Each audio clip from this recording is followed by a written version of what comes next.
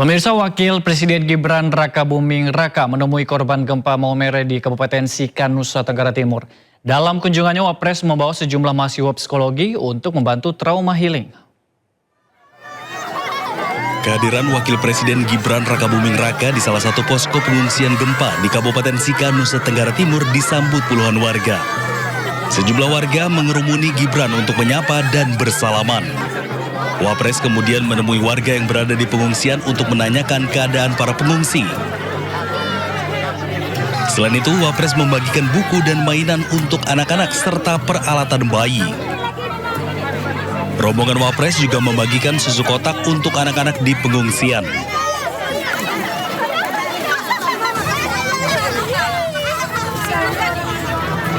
Dalam kunjungannya ini, Wapres membawa serta sejumlah mahasiswa Fakultas Psikologi Universitas Indonesia untuk membantu trauma healing korban gempa. Wapres menyebut kunjungan ini menjadi bagian dari upaya pemerintah untuk melihat langsung kondisi masyarakat terdampak bencana, sekaligus memastikan keperluan di masa tanggap darurat. Kita ke informasi lainnya, pemirsa. Kementerian Haji dan Umroh usulkan biaya penyelenggaraan ibadah haji atau BPIH tahun 2027 naik 10 hingga 15% menjadi 107 juta rupiah. Namun biaya yang dibayar setiap jemaah justru turun dari tahun sebelumnya, jadi 42 juta rupiah. Rencana diusulkan oleh Menhaj Muhammad Irfan Yusuf dalam rapat kerja dengan Komisi 8 DPR RI pada Rabu. Meski BPIH naik, namun ongkos haji yang dibayar oleh jamaah turun. Dari sebelumnya 54 juta rupiah tahun 2026 menjadi 42 juta rupiah tahun 2027 atau 40% dari keseluruhan BPIH. Biaya tersebut akan dipergunakan untuk biaya penerbangan hingga akomodasi di Tanah Suci. Sedangkan 60% sisanya atau sekitar 64 juta rupiah akan ditanggung oleh nilai manfaat dana haji untuk pelayanan konsumsi hingga biaya hidup.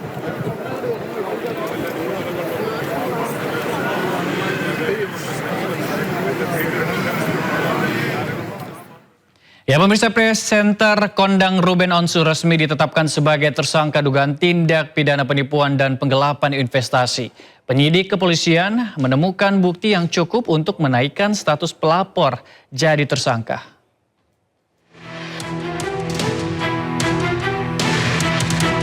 Presenter kondang Ruben Onsu resmi ditetapkan sebagai tersangka oleh penyidik Polres Metro Jakarta Selatan terkait dugaan tindak pidana penipuan atau penggelapan. Penyidik kepolisian menemukan bukti yang cukup untuk menaikkan status terlapor jadi tersangka. Menurut Kasih Humas Polres Metro Jakarta Selatan AKP Joko Adiwibowo, korban mengaku mengalami kerugian akibat janji investasi yang ditawarkan oleh pihak Ruben. Tergiur dengan janji keuntungan yang menggiurkan, korban kemudian menyerahkan sejumlah modal kepada mantan suami Sorwenda tersebut. Terlapor saudara RSO statusnya dialihkan sebagai tersangka. Kemudian dibuatkan surat penetapan sebagai tersangka. Meski statusnya sudah naik menjadi tersangka, polisi menyatakan hingga saat ini belum melayangkan surat pencekalan ke pihak imigrasi. Namun penyidik telah menjadwalkan pemeriksaan perdana terhadap Ruben Onsu dalam kapasitasnya sebagai tersangka pada pekan depan. Dari Jakarta, Raffi Wardani, iNews melaporkan. Ya, pemirsa, Sindosi yang akan kembali dengan berita menarik lainnya, tetaplah bersama kami.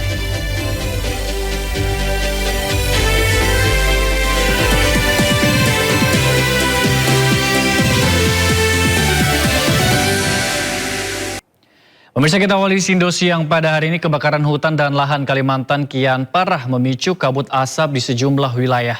Kasus ISPA pun meningkat mencapai 66.000 kasus.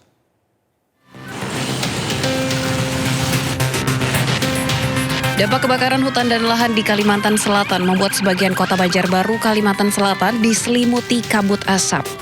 Kondisi ini sangat mengkhawatirkan. Bagi pengendara, jarak pandang menjadi terbatas, sementara bagi kesehatan menyebabkan infeksi saluran pernapasan akut atau ISPA. Berdasarkan data Badan Penanggulangan Bencana Daerah Kalteng, ribuan titik karhutla telah memicu kasus ISPA naik hingga mencapai lebih dari 66.000 kasus. Warga sempat mengatakan kabut asap disertai bau membuat nafas menjadi sesak. BPBD menghimbau seluruh masyarakat menjaga kesehatan diri dan keluarga dari paparan asap dengan mengurangi aktivitas di luar rumah. Dari Kota Banjarbaru, Kalimantan Selatan, Sairi iNews melaporkan. Sementara itu pemirsa, informasi terkait kebakaran hutan Kalimantan ini juga bisa kita lihat di Google Map. Dari tayangan Google Map, titik api nampak memenuhi Pulau Kalimantan. Ya pemirsa, inilah tayangan kondisi kebakaran hutan di wilayah Kalimantan saat kita mengetik keyword Karhutla Kalimantan. Google Map langsung menunjukkan titik api yang terjadi memenuhi wilayah di Pulau Kalimantan. Namun meski di pulau yang sama, negara Malaysia dan Brunei Darussalam tak ditunjukkan titik api di sana. Petunjuk titik api hanya ada di wilayah Indonesia, tepatnya di kawasan Kalimantan.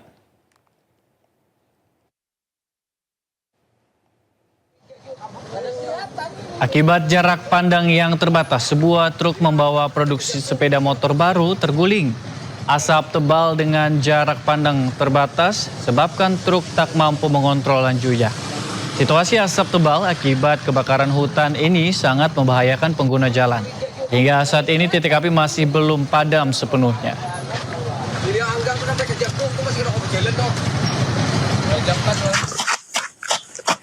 Salah satu yang menyedihkan pemirsa, kegiatan belajar mengajar juga terganggu. Anak-anak sekolah terpaksa menggunakan masker saat berjalan kaki berangkat dan pulang sekolah. Rokok putih. Kita ke informasi lainnya pemirsa, gempa susulan mengguncang Nusa Tenggara Timur Kamis kemarin. Warga panik berhamburan keluar dari tenda maupun rumah saat gempa susulan tersebut terjadi. Bunda, tolong. Dua gempa susulan kembali mengguncang Nusa Tenggara Timur sepanjang Kamis pagi. Pertama terjadi pada pukul 05.45 waktu Indonesia Barat dengan magnitudo 5,8 pada kedalaman 10 km. Guncangan dirasakan di Kabupaten Manggarai, Manggarai Barat, dan Sika. Gempa kedua terjadi pukul 09.47 waktu Indonesia Barat dengan magnitudo 5,7 pada kedalaman 10 meter. Guncangan dirasakan di Manggarai, Nagekeo, Ende, Manggarai Barat, Sumba Timur, dan Sika. BMKG memastikan kedua gempa tersebut tidak berpotensi tsunami.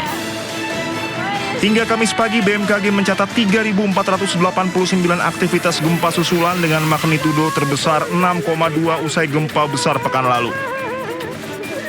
Ini jam sekitar 6.47 waktu sini, lihat semua orang langsung keluar, tadi kita dari tenda.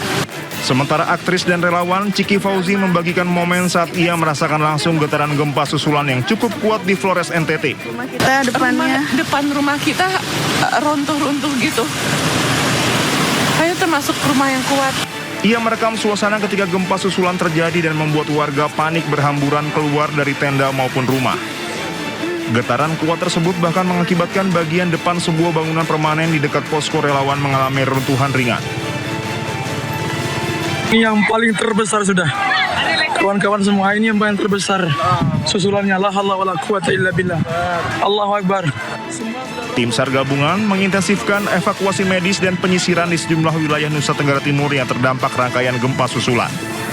Operasi tim SAR gabungan ini dipusatkan di 4 kabupaten yaitu Manggarai Timur, Manggarai, Ngada, dan Nagekeo.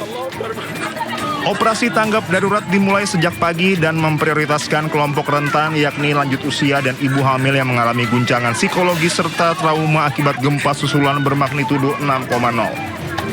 Sejumlah warga dievakuasi ke lokasi penanganan yang lebih aman dan memadai.